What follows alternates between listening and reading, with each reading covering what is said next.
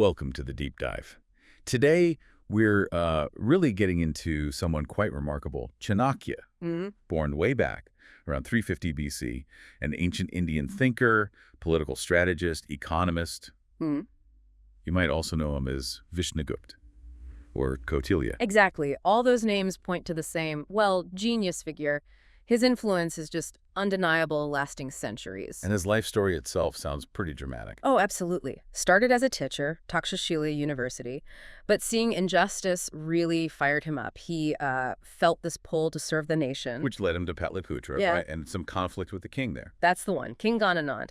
That encounter kind of set him on his path. He ended up being the key advisor, the strategist behind Chandragupta Maurya's rise to power. Advised his son, too, Bindusar. Yes, served both rulers, and his core teachings, his wisdom, it's all distilled in this work called the Chanakya Neeti. Okay, Chanakya Neeti.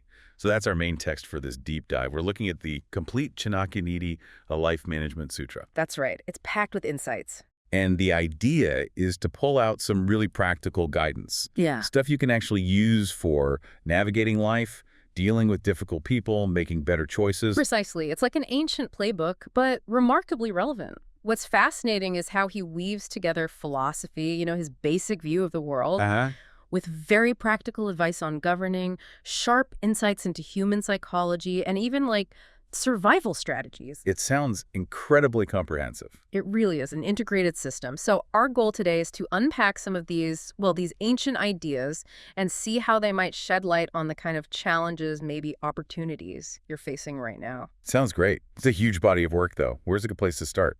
Well, a really fundamental part of his thinking is about the company we keep, our relationships. Okay, that makes sense. Seems foundational. Absolutely. He strongly believed our associations profoundly shape who we are. There's a key teaching, often put in these concise little nuggets called sutras. Right, the sutras. Yeah. And one basically says, steer clear of bad influences. Seek out good people. Doing that helps, clear out negative thoughts and guides you onto a better path. He even suggests it helps move focus from fleeting desires, money, lust towards deeper things like spirituality or helping others. That rings true. You hear modern versions of that all the time, like you're the average of the 5 people you spend the most time with. Exactly. It's that same core idea. And he gets quite specific about who to avoid, doesn't he? Oh, very specific. He warns against, for instance, foolish people. Maybe think of that today as people resistant to learning or growth. Their stagnation can kind of rub off on you. Right. Also, people driven by negativity or malice, their outlook can be, toxic. And he mentions people who are constantly worried or anxious. Yeah, that constant stress can be draining. Definitely. He even calls out sharp-tongued people, friends who might betray you, unreliable servants or employees. He saw these connections as potentially damaging, even life-threatening in some cases. Wow, that's putting it strongly. So, Yeah. If those are the red flags, what should we be looking for? What makes good company? He talks about cultivating relationships with genuine well-wishers, people who actually care about your best interests. Right. And finding environments where you feel respected, where there are chances to grow, to earn a decent living, where learning is actually valued. That's the kind of ecosystem for a thriving life, according to him. But how do you tell the difference between someone who's just friendly when things are good and someone who's genuinely got your back? He gives some pretty clear signs. A real friend, a true well-wisher, is there not just for the parties, but when things get tough. Like during sickness. Sickness, financial hardship, famine, he calls it, when you're facing enemies or opposition. In really difficult spots, crises. He even goes so far as to say, someone who shows up for your cremation. That's the ultimate sign of someone who is with you all the way. That's a powerful image of loyalty. It really paints a picture. What about the cost of ignoring that advice, staying around those negative influences? He uses this really vivid metaphor.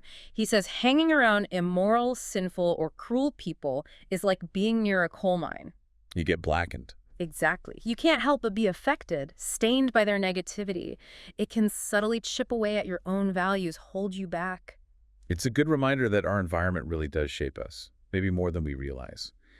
Did he differentiate between different types of relationships, like work versus personal? Oh, yes, definitely.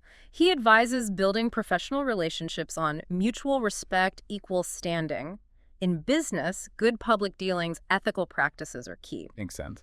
And then at home, he emphasizes the value of a partner with strong positive qualities.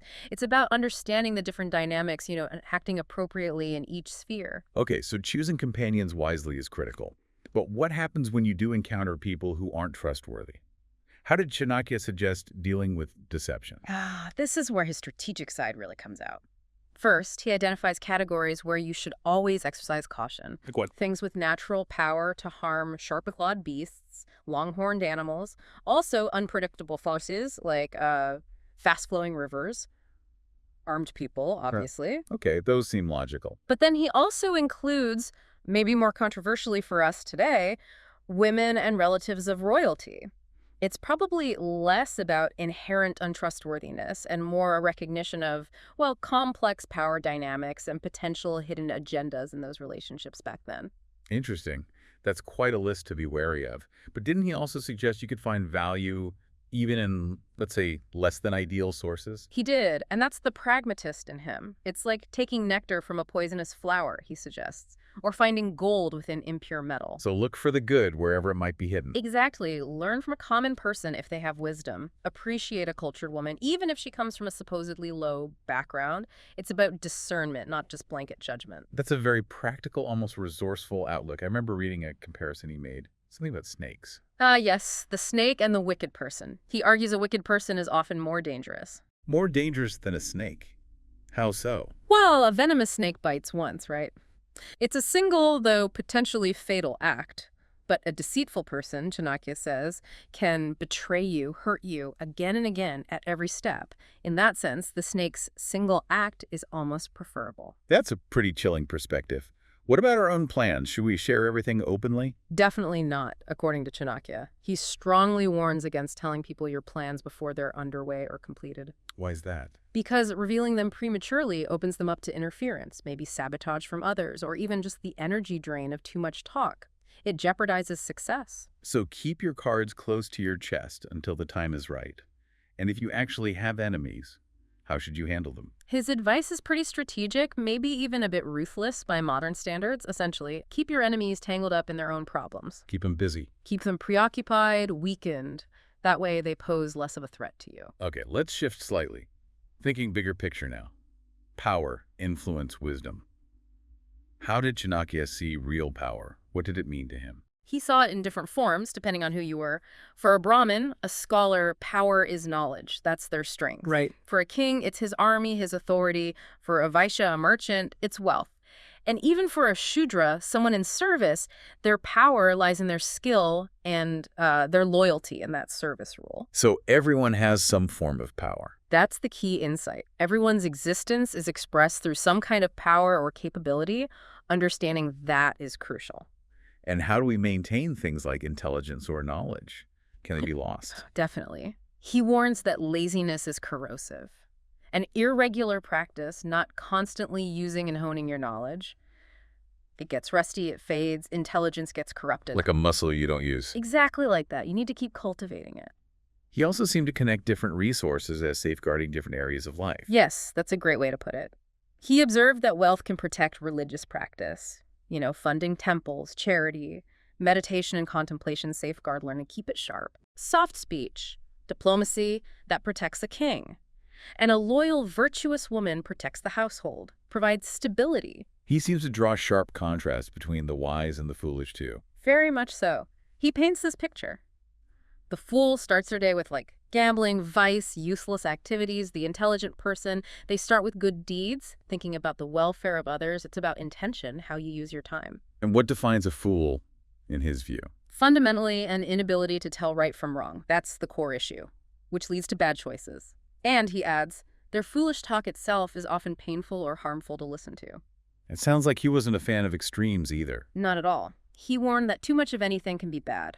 Too much beauty can lead to vanity. Too much arrogance is obviously negative. Even too much generosity, if it's reckless, can be harmful. Balance is key. But for those who are capable and courageous, he saw great potential, right? Absolutely. He believed that for the powerful, the capable, the brave, no task is truly impossible. For scholars, no place is really foreign because their knowledge travels with them. For businessmen, distance isn't a barrier. And communication. Huge. Sweet talkers, he said. People with good communication skills. They can even turn enemies into friends. That's real power. That's incredibly optimistic about human capability. And leadership was obviously central to his thinking. Crucial. He stressed that a king must be righteous. Why? Because the subjects follow the king's example. The leader sets the tone for everyone. I remember reading something interesting about projecting strength, even if you don't entirely have it. Ah, the hissing snake. Yes, he uses the analogy of a non-poisonous snake that still hisses loudly. To scare predators away. Exactly. Sometimes just the show of strength, the appearance of capability, can create influence and deter trouble, even if your actual power is limited. It's strategic presentation. And what about using the strength you do have effectively? Oh, that's vital. He contrasts the fool, who might have immense strength but wastes it, with the wise person who uses even limited strength effectively. Is that where the story of the rabbit and the lion comes in? Precisely. The small, clever rabbit outsmarts the powerful lion and tricks it into falling down a well. It's a classic illustration. Intelligence and strategy can overcome brute force. You see that today too, right? Small startups disrupting huge companies. That's a great point. Okay, so much of this is about how we act in the world, how we deal with others. But Chanakya also looked inward, didn't he? At inner discipline versus just external success. Very much so. He really emphasized inner purity, argued it was more important than just, washing your hands or taking ritual baths. How did he explain that? He used analogies, like a container that held liquor. Even if you clean it with fire, the smell lingers.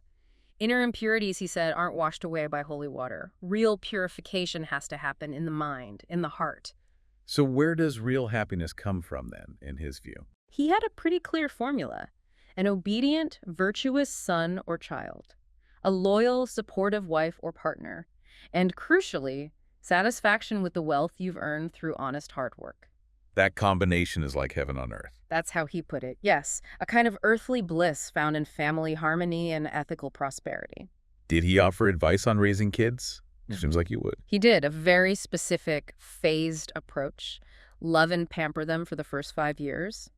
Then, for the next 10, apply discipline, guide them strictly. Okay. And then, from 16 onwards, treat them as a friend, an equal. It acknowledges their growth, their changing needs. That's quite structured. He seemed to see life as having several key dimensions that needed attention. Right. He talked about the 4 main aims or pursuits of life: dharma duty, righteous living; artha, wealth, material security; kama, pleasure, desire; and moksha, liberation, spiritual realization. And you need all 4. He believed neglecting any of them entirely leads to an incomplete, unfulfilled life. You need a balance. But it wasn't all about these big goals, was it?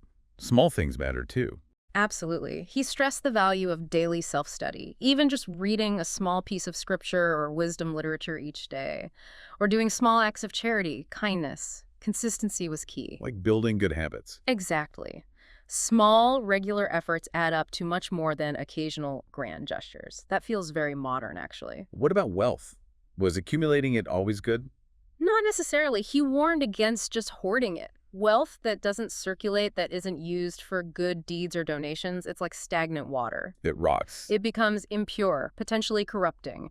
There needs to be flow earning, yes, but also giving, using it wisely. He also seemed to value quality of life over just quantity. Definitely. He said a short life lived well, filled with good deeds, is far better than a long life full of sorrow and sin. It's the impact, the quality that matters. And what did he see as the root of suffering?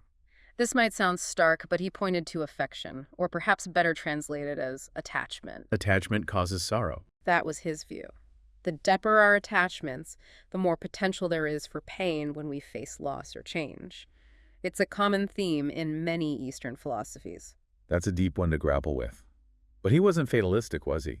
He believed we could influence our circumstances. Oh, absolutely not fatalistic. He strongly advised against just passively blaming fate. He was a big believer in effort, in action. So our efforts can change things. Yes. He argued that diligent effort can turn even bad circumstances around, make unfavorable situations favorable.